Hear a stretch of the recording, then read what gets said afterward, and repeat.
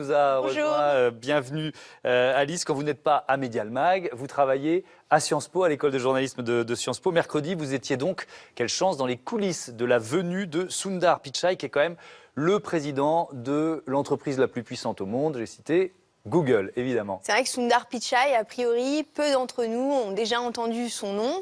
Pourtant, il a été nommé président de Google en 2015. Et c'est vrai que si son nom n'est pas très connu, sa fonction, elle l'est. Parce qu'en gros, sa fonction, si je résume un peu vite, c'est pape de la vie en ligne. Oui. Donc, effectivement, quand il débarque en France, c'est l'émeute pour l'écouter. On était mercredi dans le plus grand amphithéâtre de Sciences Po, qui compte quand même 500 places. Et je peux vous dire que c'était bourré à craquer. À la fois, Émile Boutmy, le fondateur de Sciences Po, et c'était bourré à craquer à la fois d'étudiants et de journalistes. Alors, vous avez croisé Sundar Pichai dans les coulisses. Comment il est? Ce qui m'a frappé, c'est qu'il est humble, il n'a pas l'arrogance de ces travailleurs du web installés dans la Silicon Valley, et pour cause, il est né en Inde, quelque part entre l'ex-Madras, qui s'appelle Chennai, et Pondichéry.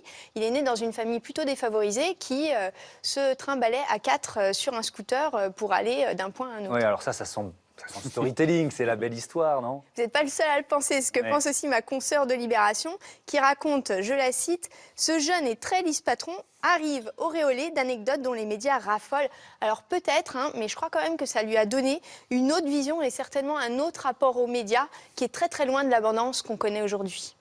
I would get so excited as a kid to get my hands on the paper.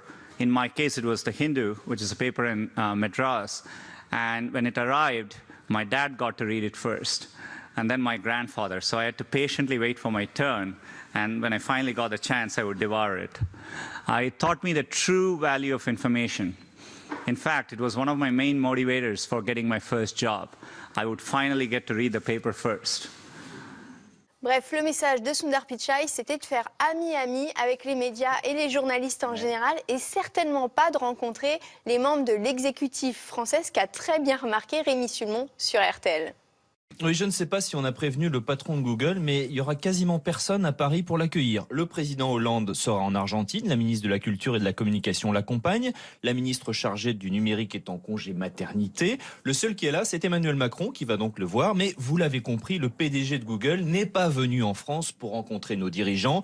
Il est plus puissant qu'eux, la maison mère de Google, Alphabet, est la première capitalisation mondiale avec 542 milliards de dollars.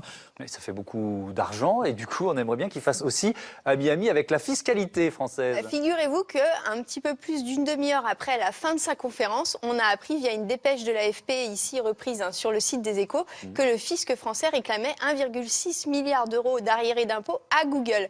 Mais un petit peu plus tôt dans la conférence, la question lui a été posée, alors sans ce chiffre qu'on ne connaissait pas, la question a été posée par Mounir Majoubi, qui est le président du Conseil national du numérique, qui a dit tout simplement, allez-vous payer plus d'impôts en France? Il a répondu de façon elliptique qu'il se conformait, que Google se conformait aux lois fiscales de chaque pays, point barre.